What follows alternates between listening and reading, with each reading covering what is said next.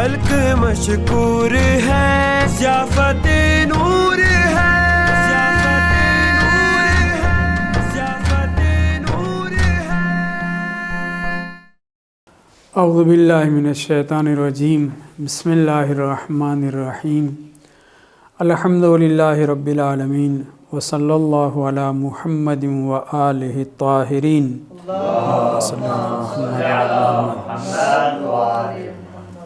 ولعنۃ اللہ علی اعدائہم اجمعین الی یوم الدین۔ بسم اللہ الرحمن الرحیم۔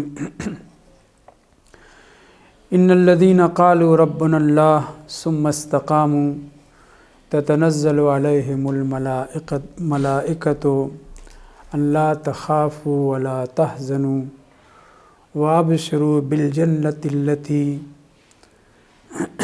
کانوا یوعدون۔ قرآن مجید کی اس آیت میں پائیداری، ثبات قدمی اور ایمان اور عقیدے پہ ڈٹے رہنے کی تعریف کرتے ہوئے اللہ یہ ارشاد فرما رہا ہے کہ جو لوگ یہ کہہ دیتے ہیں کہ ہمارا پالنے والا تو بس خداوند متعال ہے، اور پھر اپنے اس قول پہ پائبند رہتے ہیں، پائیدار رہتے ہیں، استقامت سے کام لیتے ہیں، تو ایسے مومنین کے اوپر، ایسے مجاہدین کے اوپر، ایسے پابرجا لوگوں کے اوپر ملائکہ نازل ہوتے ہیں، اور ان کا دو کلام ہوتا ہے، ایک جس کا تعلق دنیا سے ہے، دوسرا جس کا تعلق آخرت سے ہے۔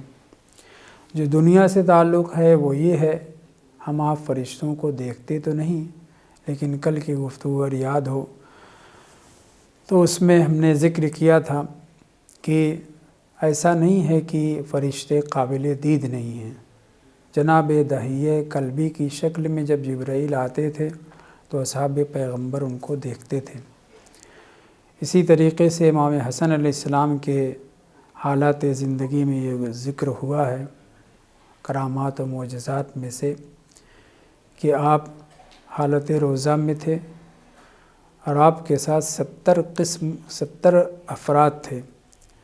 قبیصہ ابن ایاس نامی شخص بیان کرتے ہیں کہ امام کے پاس زاد راہ کے طور پر پانی بھی نہیں تھا، کھانے پینے کی باتیں تو چھوڑیں، پانی بھی آپ کے ساتھ نہیں تھا، یہاں تک کہ دن ڈوب گیا اور آپ نماز کے لیے اترے۔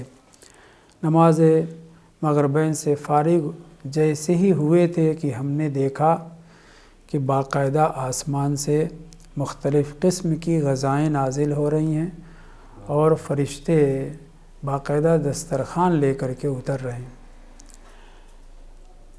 ان فرشتوں کو اصحاب امام حسن مجتبیٰ علیہ السلام نے اپنی آنکھوں سے دیکھا۔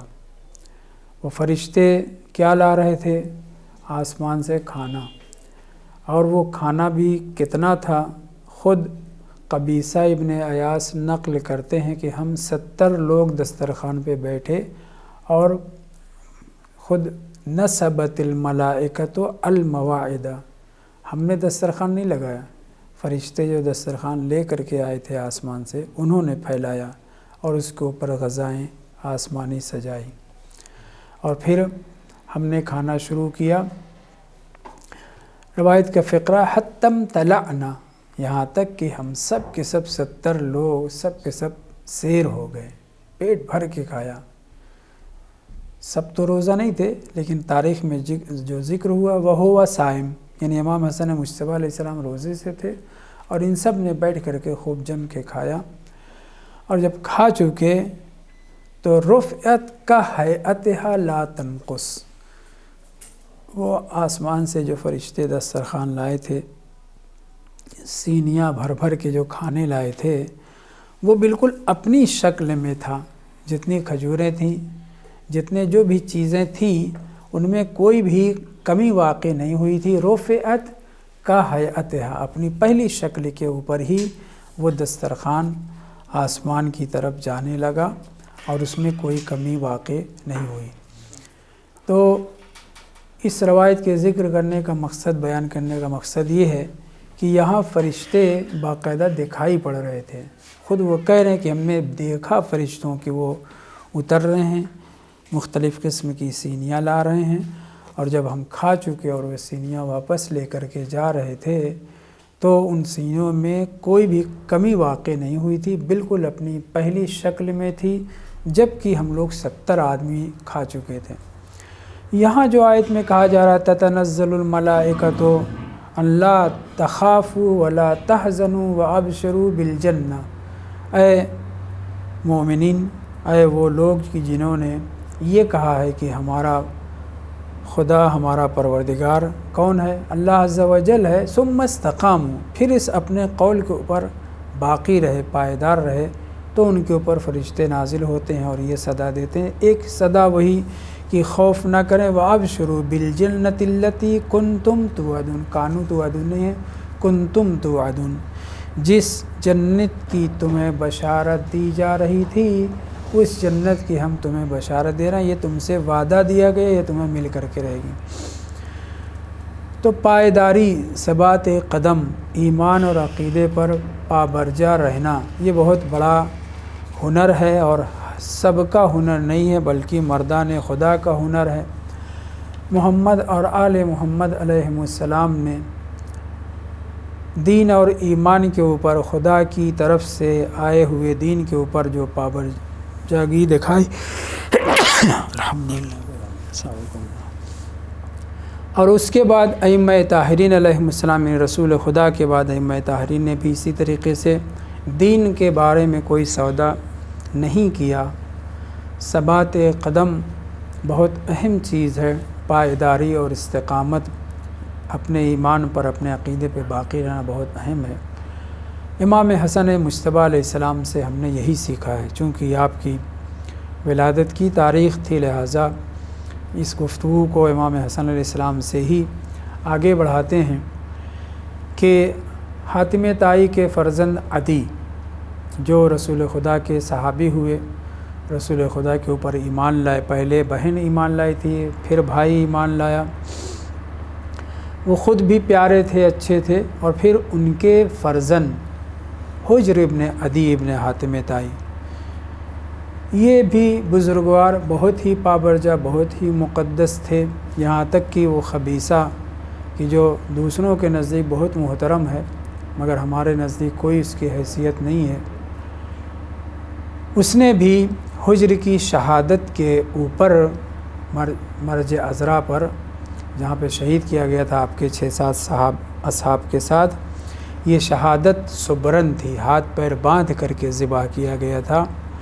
اس قدر مقدس اور پارسا انسان کی شہادت کے اوپر اس خبیثہ نے بھی واویلا مچایا تھا، اور فقیر شام سے احتجاج کیا تھا کہ تم نے حجر کو کیوں شہید کیا، اصحاب حجر کو کیوں شہید کیا، قانون ناسکین، وہ سب کے سب عبادت کرنے والے، توبہ استغفار کرنے والے، بے پناہ نماز روزہ کرنے والے تھے، ان کی پیشانیوں پہ سجدوں کے نشان تھے، شب بیداری کرنے والے، تم نے ان کو کیوں قتل کیا؟ کوئی جواب نہیں تھا اس کے پاس۔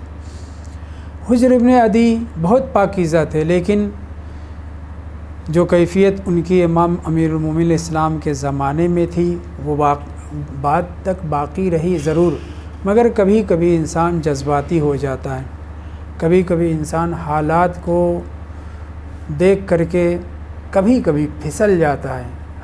حضرت حجر بن عدی پھسلے نہیں تھے، مگر بہرحال اپنے زمانے کے امام اور حجت خدا سے تمیز سے نہیں بولے تھے، اور کہا تھا السلام علیکہ یا مضل المومنین۔ اتنا عظیم صحابی، وہ بھی امام حسن مجتبیٰ علیہ السلام سے صلح کے بعد، یہ معاویہ سے مصالحت کے بعد کہتا ہوا نظر آ رہا ہے، سلام ہو آپ پر اے مومنین کو ذلیل کرنے والے۔ تو اب چونکہ بزرگ شخصیت تھے، امام امیر المومنین کے صحابی تھے، خود امام حسن مجتبیٰ علیہ السلام کے صحابی تھے، لہٰذا امام نے ہلکا ہاتھ رکھتے ہوئے سمجھانے کی کوشش کی اور کہا ماہ یا حجر، اے حجر کیا بات کر رہے ہو، خاموش رہو، ما انا مذل لہم، میں مومنین کو ذلیل کرنے والا نہیں ہوں، بل انا معز المومنین، بلکہ میں تو مومنین کو عزت دینے والا ہوں، میں نے ان کو عزت دی ہے وَأَرَدْتُ بَقَاءَهُمْ وَأَرَدْتُ الْحَيَاةَ لَهُمْ یا وَأَرَدْتُ الْبَقَاءَ لَهُمْ، میں نے ان کی زندگی باقی رکھنے کے لیے مصالحت کی ہے، ورنہ میں کہاں معاویہ سے مصالحت کرنے والا؟ معاویہ وہی ہے کہ جس کی ماں ہندہ جگر خارہ تھی، باپ اس کا وہی ہے، دادا کون ہے، سب واضح ہے، لیکن اس کے باوجود امام نے، میں نے کہا، ہلکا ہاتھ رکھا۔ حجر اپنے تھے، صحابی امام حسن مجتبیٰ علیہ السلام تھے، سمجھایا، اور سمجھانے کی وجہ جو بیان کی ہے وہ ہمارے لیے بہت مہم ہے۔ اس وجہ کو بیان کرنے سے پہلے 2-3 باتیں اور، وہ یہ ہے کہ نہ رسول خدا نے کفار اور مشرقین قریش سے سمجھوتا کیا، نہ امیر المومنین نے اپنے زمانے کے ڈکٹیٹر سے، فقیر شام سے کوئی سمجھوتا کیا، اور نہ امام حسن مجتبیٰ علیہ السلام۔ کفار و مشرقین کی طرف سے جناب ابو طالب نے جب رسول خدا صلی اللہ علیہ وآلہ وسلم کے سامنے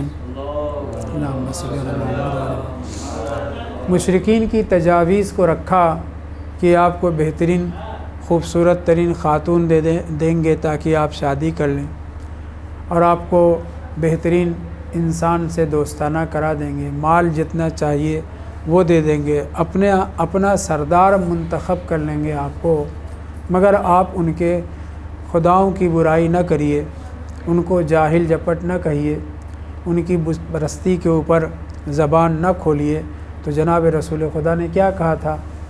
واللہ لو وضعت الشمس فی یمینی والقمر فی یساری، اگر میرے داہنے ہاتھ میں سورج اور بائیں ہاتھ میں چاند رکھ دیا جائے، یہ دونوں مثال کے طور پر رسول اسلام نے ذکر کیا ہے، یعنی صرف یہ زمین نہیں، مال اور دولت اور خوبصورت خاتون نہیں، پوری کائنات میرے ہاتھ میں یہ لا کر کے دے دیں گے، جو ان کے بس کی بات نہیں ہے، تب بھی جو ذمہ داری خدا کی طرف سے مجھے دی گئی ہے میں اسے کر گزروں گا، چاہے مجھے، توجہ، حتیٰ یظہرہ اللہ، اس امر کو خداوند متعال غالب کر دے، او اہلک فی طلبہ، اور مجھے اس منزل کی تلاش میں، اس مشن کو آگے بڑھانے میں چاہے موت آ جائے۔ ہلاک کا مطلب موت آنا ہے، نہیں کہ رسول خدا ہلاکت کی بات کریں، جیسے کاف ہا یا انصاد کی وضاحت میں ہے سے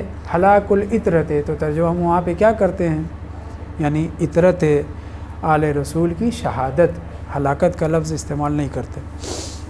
یہاں پہ بھی پیغمبر اسلام کہہ رہے ہیں او اہلک فی طلب ہی، یا تو یہ دین غالب ہو کر کے رہے گا، میں اپنے مشن کو آگے بڑھاتا رہوں گا، یا پھر میں اس کی طلب میں اس دنیا سے رخصت بھی ہو جاؤں، مجھے کوئی پرواہ نہیں۔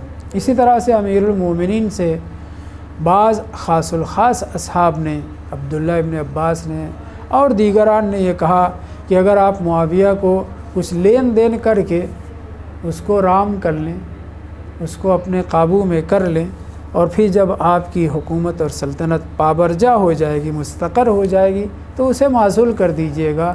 تو امام امیر المومنین نے کیا کہا تھا؟ واللہ، قسم کھا کر کے امام امیر المومنین نے یہ فرمایا تھا کہ لو کان مالہم لی لواسیت بینہم، یہ جو مال ہے یہ تو بیت المال مسلمین ہے، انہوں نے جنگ کی ہے، غنیمت اکٹھا ہوئے، اس میں سے میں معاویہ کو دے دوں؟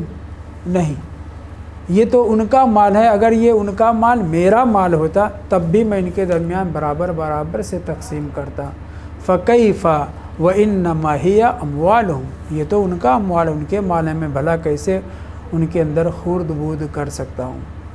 غری غیری یا بیضا یا صفرا، سنتے رہتے ہیں آپ۔ تو امیر المومنین علیہ السلام نے اپنی حکومت بننے کے بعد بھی معاویہ وغیرہ کو رام کرنے کے لیے کوئی سمجھوتا نہیں کیا۔ اس سے پہلے بھی جب دوسری خباثت کا دور ختم ہوا ہے، ختم ہونے والا تھا، اور شورائے عمری تشکیل ہوئی ہے، تو اس میں امام کے سامنے رکھا گیا تھا کہ ہم آپ کو حکومت اور خلافت دے سکتے ہیں، شرط یہ ہے کہ آپ 3 امر کے اوپر عمل پیرا ہو جائیں۔ کیا؟ کتاب خدا پر، سنت رسول خدا پر، اور سیرت خبیثین کے اوپر۔ امیرالمومنین نے صاف لفظوں میں جواب دیا، جہاں تک کتاب خدا کی بات ہے میں اس کے مطابق عمل کروں گا، جہاں تک سیرت رسول خدا کی بات ہے میں اس کے مطابق عمل کروں گا، لیکن واجتہاد فی رأیی واجتہاد رأیی، اور میں اپنی ثوابدید سے کام کروں گا، ما سبق ڈکٹیٹروں کے روش کے اوپر میں عمل نہیں کروں گا۔ اور نتیجہ یہ ہوا کہ وہ سرپرستی، وہ خلافت ظاہری بھی جو ہے امام کے ہاتھ سے ایک مرتبہ پھر چلی گئی، اور پھر تیسرے دور کے بعد امام کے، لیکن امام نے سمجھوتا نہیں کیا۔ ایسا نہیں ہے کہ کہہ دیتے چلو ٹھیک ہے میں ان کے اوپر بھی عمل کروں گا، عمل نہ کرتے، جھوٹ ہو جاتا، وعدہ خلافی ہو جاتی۔ اور امام باقر علیہ السلام کی حدیث میں موجود ہے کہ کل کی مناسبت سے میں نے جہاں ذکر کیا وہ میں دہرا دوں آپ کے سامنے، کہ امام باقر علیہ السلام فرماتے ہیں کہ اللہ عز و جل نے ہر واجب کے اندر رخصت رکھی ہے۔ نماز کی حالت کھڑے ہو کر کے نہیں پڑھ سکتے، بیٹھ کے پڑھیے، بیٹھ کے نہیں پڑھ سکتے لیٹ کے پڑھیے، دائنی کروٹ بائیں کروٹ، چت ہو کر کے سر بھی نہیں اٹھا سکتے، آنکھوں کے اشارے سے نماز پڑھیے، رخصت ہے، رخصت ہے۔ اس طرح سے روزے میں سفر میں ہے نہ رکھیے، اور کوئی وجہ ہے روزہ نہیں رکھ سکتے، حج استطاعت نہیں ہے، استطاعت ہو جانے کے بعد بھی مانع آ جائے نہ حج کریے۔ سارے واجبات میں اللہ نے رخصت رکھی ہے، مگر وعدہ خلافی اور امانت میں خیانت اور والدین کے ساتھ نیکی، چاہے وہ فاسق و فاجر ہوں چاہے وہ نیکوکار ہوں، ان تینوں میں کوئی چھوٹ نہیں ہے کہ اللہ نے امانت میں خیانت کی اجازت نہیں دی ہے۔ جس سے آپ نے امانت، جس کے پاس آپ نے جس کی امانت آپ کے پاس ہے، وہ چاہے جو آدمی ہو، فاسق ہو، فاجر ہو، ناصبی ہو، قاتل معصوم ہو، قاتل معصوم بھی ہے، اگر اس نے آپ کے پاس امانت رکھی ہے آپ اسے واپس کریے۔ اور اس کا ہمارے پاس نمونہ موجود ہے، چھٹے امام سے بھی روایت ہے، چوتھے امام سے بھی روایت ہے کہ وہ خنجر، وہ تلوار کہ جو رحمۃ اللہ شمر نے، انس نے امام حسین السلام کو جسے شہید کیا تھا، اگر وہ میرے پاس امانت رکھتے تو میں ویسے ہی پلٹا دیتا۔ یہ کیا ہے؟ یعنی امانت جو آپ کے پاس رکھی جائے اگر اجازت نہیں ہے تو اس کے تصرف کی بھی اجازت نہیں ہے۔ وہ امانت رکھنے والا کفار قریش جیسے رکھتے تھے رسول اسلام کے پاس، اور پیغمبر نے ویسے ہی واپس پہنچائی۔ امیرالمومنین بھی یہی کہتے ہوئے نظر آ رہے ہیں کہ یہ بیت المال مسلمین ہے، کم و زیادہ کوئی سوال ہی نہیں پیدا نہیں ہوتا، میں نہیں دے سکتا، معاویہ کو پوری سلطنت ایک علاقے کے دے دوں، یہ ممکن نہیں ہے۔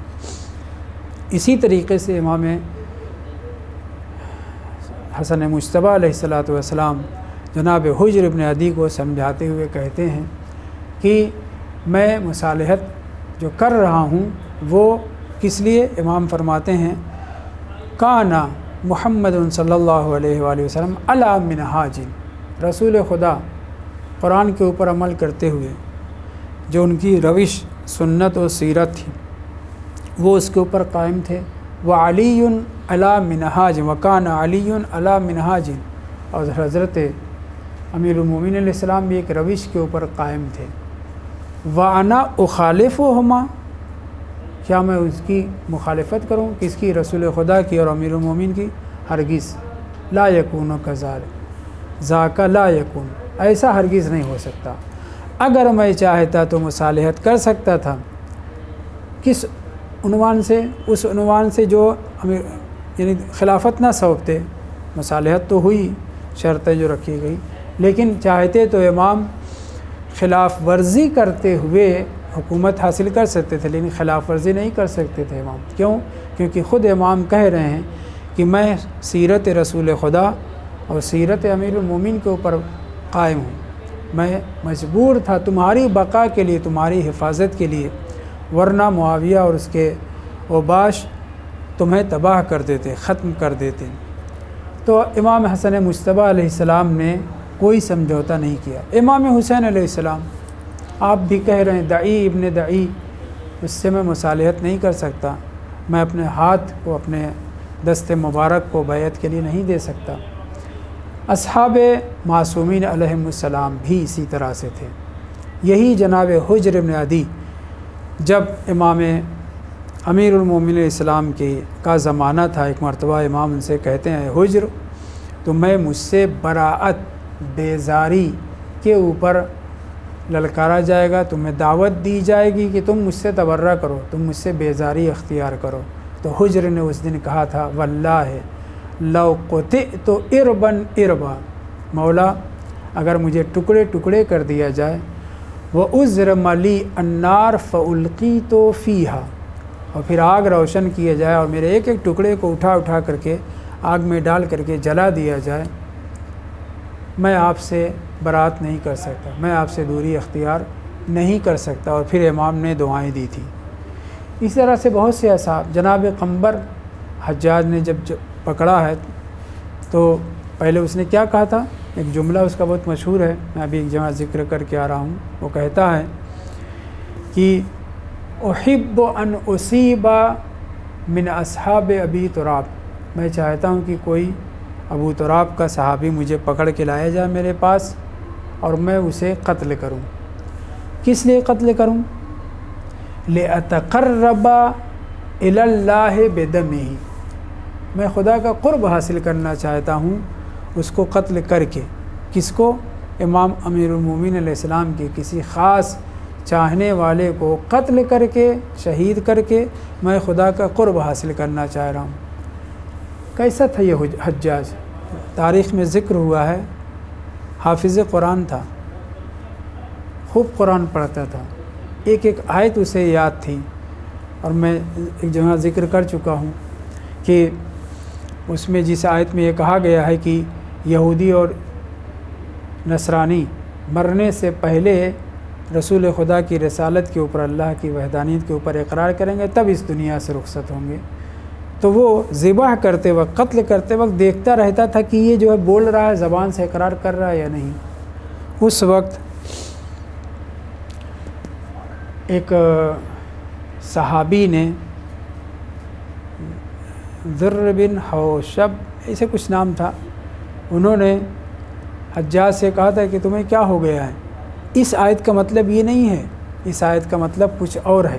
اور پھر جناب امام امیر المومنین علیہ السلام کے بیان کو جو پانچویں امام نے اس سے بیان کیا تھا وہ بیان کرتا ہے کہ اس سے مراد یہ نہیں ہے، اس سے مراد یہ ہے کہ جس وقت حضرت عیسیٰ آسمان سے اتریں گے اس وقت کے سارے یہود و نصارہ سب کے سب ایمان لائیں گے، یہ اس سے مراد ہے۔ بہرحال تو اس کو آیات قرآنیہ یاد تھی۔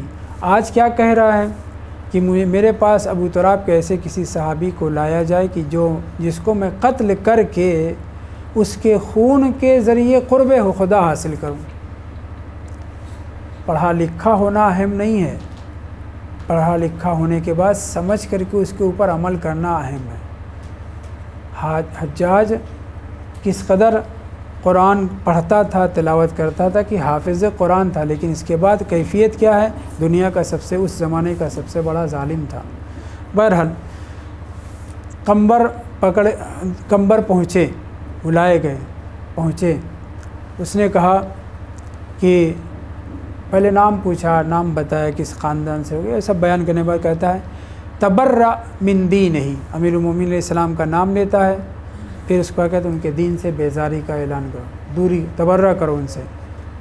جناب قنبر پلٹ کر کے جواب دیتے ہیں اذا تبرأت من دینہ، اگر میں مسلک و شریعت و روش سیرت امیر المومنین کو چھوڑ دوں، تدلنی علی دین غیرہ ہوا افضل منہ، کیا تم مجھے کسی ایسے دین کی طرف رہنمائی کر دو گے جو دین علی ابن ابی طالب سے بڑھ کر کے ہو؟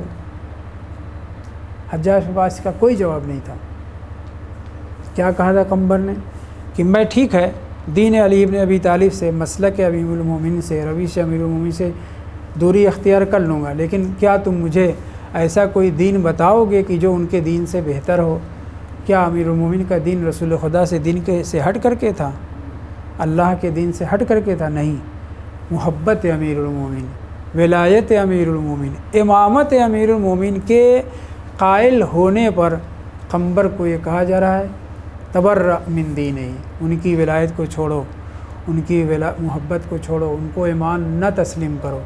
اور جناب پیغمبر نے پلٹ کر کے یہ کہا تھا کہ ایسا دین لاؤ جو دین امیر المومنین سے برتر ہو، بہتر ہو۔ حجاج کا اس کا کوئی جواب نہیں تھا اور حضرت قمر شہید کر دیے گئے۔ اسی طرح سے یہی حجر ابن عدی، جب امام نے کہا کہ تم سے دعی ابن دعی تبرہ کرنے کے لیے کہے گا، مجھ سے بیزاری کی بات کرے گا تو تم ثابت قدم رہو گے، تو جناب حجر ابن عدی نے بعد میں امام مجتبیٰ سے کیا کہہ رہے ہیں اور ابھی کیا کہہ رہے ہیں کہ اے مولا لو قطعت اربا اربا، اگر مجھے ٹکڑے ٹکڑے کر دیا جائے، آگ جل کر کے میرے ٹکڑے کو آگ میں ڈال دیا جائے، تب بھی میں آپ سے برات و بیزاری اختیار نہیں کروں گا۔ تھے بزرگ، تھے اچھے، تھے شہید ہوئے۔ پیغمبر اسلام نے ارشاد فرمایا تھا کہ مرج عذرا پر ایک گروہ میرے اصحاب کا بے جرم و خطا شہید کیا جائے گا۔ وہ مرج عذرا کیا ہے؟ وہی سرحد ہے شام کی جہاں پر جناب حجر ابن عدی اور ان کے اصحاب کو شہید کیا گیا تھا۔ پیغمبر کی پیشین گوئی تھی اپنے اس صحابی کے لیے۔ تو حجر ابن عدی ہوں، اسی طریقے سے اور بھی بعض شخصیات جنہوں نے ثبات قدم اپنا دکھایا، ہمارے لیے بھی یہ دعا کرتے رہنا چاہیے، دعائے غریق، اور وہ دعا کہ جس میں ثبات قدم کے لیے کہا گیا ہے، یا یہ کہا گیا ہے کہ اللہم اجعل عواقب امورنا خیرا، یا وہ دعا جو اللہم عرفنی نفسک الی آخر۔ ان سب دعاؤں کے پڑھنے کا جو حکم ہے بالخصوص ماہ رمضان میں، اسی لیے تاکہ ہم ثابت قدم رہیں، دین اہل بیت کے اوپر پابرجا رہیں۔ اصحاب رسول خدا صلی اللہ علیہ وآلہ وسلم ہوں یا اصحاب امیر المومنین ہوں یا دیگر اصحاب ائمہ تعظیم، بہت سے بہت پیارے تھے۔ چند بگڑے ہوئے تھے وہ اپنی جگہ پر، لیکن جو معصومین کے اصحاب تھے وہ غالباً پاک و پاکیزہ تھے۔ امام حسین علیہ السلام نے اپنے اصحاب کی ثبات قدمی کی گواہی دی ہے، ایسے اصحاب جیسے امام حسین علیہ السلام کو ملے ایسے کسی کو نہیں ملے۔ انہی اصحاب امیر المومنین میں سے ایک صحابی جناب عمرو بن حموق خزائی ہیں، قبیلہ خزاعہ سے تعلق رکھنے والے۔ اس بزرگوار نے امام کی خدمت میں عرض کیا مولا امیر المومنین سے، مولا میں آپ کو بہت چاہتا ہوں، میں آپ کی بیعت میں ہوں اور آپ سے محبت 5 وجہوں سے کرتا ہوں۔ وہ 5 وجہ بیان کرنے کا وقت نہیں ہے۔ اس کے بعد کہتے کہ مولا لو کلفت نقل الجبال الرواسی ونزح البحور الطوامی، اے مولا آپ کی محبت میں اگر مجھے مکلف کیا جائے، ذمہ دار ٹھہرایا جائے کہ میں سرب فلک پہاڑ، بڑے بڑے پہاڑوں کو توڑ کر کے ہٹا دوں، دوسری جگہ کر دوں، یہ میری ذمہ داری ہو۔ ونزح کہتے ہیں خالی کرنے کو، ڈول سے نکالنے کو، نزح الدلا فقہ میں آپ نے پڑھا ہوگا۔ اور بڑے بڑے سمندر جو اتھاہ سمندر ہیں ان کو کہیں دوسری جگہ منتقل کرنے کے لیے تھوڑا تھوڑا ڈھو کر کے پانی دوسری جگہ منتقل ہو، یہ مجھے ذمہ داری دی جائے۔ مقابل میں مجھ سے یہ کہا جائے آپ کی محبت نہیں بلکہ آپ کے دوستوں سے دشمنی کروں اور آپ کے دشمنوں سے دوستی کروں، یہ مجھے اگر ذمہ داری دی جائے تو میں وہ کام کروں گا، مگر آپ کے دوستوں سے دشمنی اور آپ کے چاہنے والوں سے بیزاری ہرگز اختیار نہیں کروں گا۔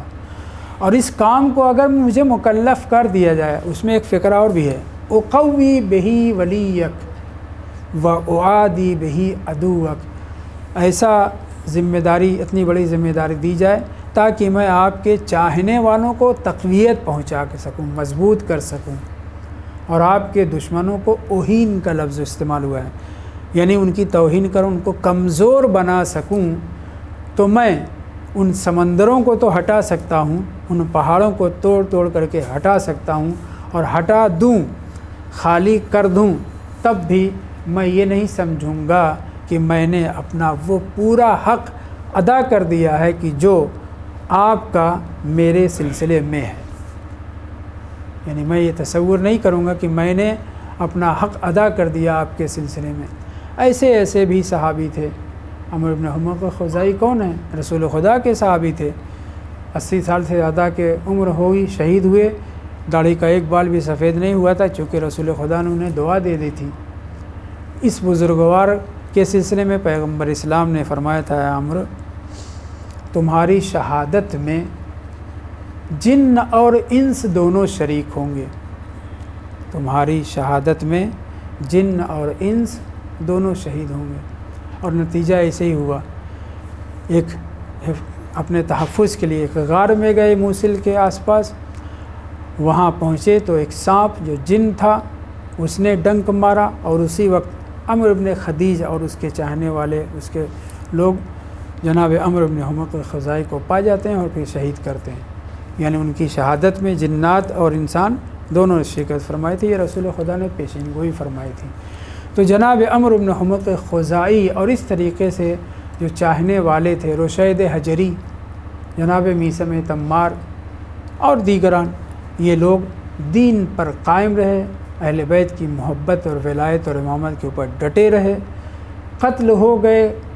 کربلا میں جناب زہیرقین نے کیا کہا تھا، سعید ابن عبداللہ نے کیا کہا تھا، یہ لوگ ڈٹے رہے، ٹکڑے ٹکڑے ہو گئے، مگر اس کے باوجود ان کے ثبات قدم میں لغزش پیدا نہیں ہوئی۔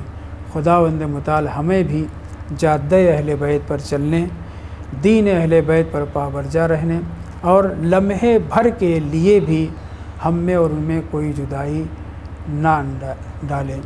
خداوند متعال اہل بیت طاہرین بالخصوص امام حسن مجتبیٰ علیہ السلام کے صدقے میں دین اہل بیت، معارف و علوم اہل بیت کو سیکھنے، سمجھنے، اس پر عمل کرنے اور اس کی نشر و اشاعت کی توفیق عنایت فرمائے۔ تمام مومنین و مومنات جہاں کہیں بھی ان کی جان، مال، عزت، آبرو کی حفاظت فرمائے۔ ہمیں زیادہ سے زیادہ اعمال خیر کرنے کی توفیق اور تمام گناہوں سے بچنے کی، بالخصوص وہ دن کی جو سید الایام ہے، وہ مہینہ جو سید الشہور ہے، اس میں زیادہ سے زیادہ اعمال خیر، تلاوت قرآن مجید اور معارف اہل بیت کے سیکھنے کی توفیق عنایت فرمائے۔ ہمارے امام کے ظہور میں تعجیل فرمائے، ہمیں ان کے اعوان و انصار میں شمار فرمائے۔ ربنا تقبل منا انک انت السمیع العلیم۔ بسم اللہ الرحمن الرحیم۔ ان اللہ وملائکتہ یصلون علی النبی یا ایہا الذین آمنوا صلوا علیہ وسلموا تسلیما۔ اللہم صلی علی محمد۔ درس سے متعلق اگر کوئی سوال ہو تو بسم اللہ۔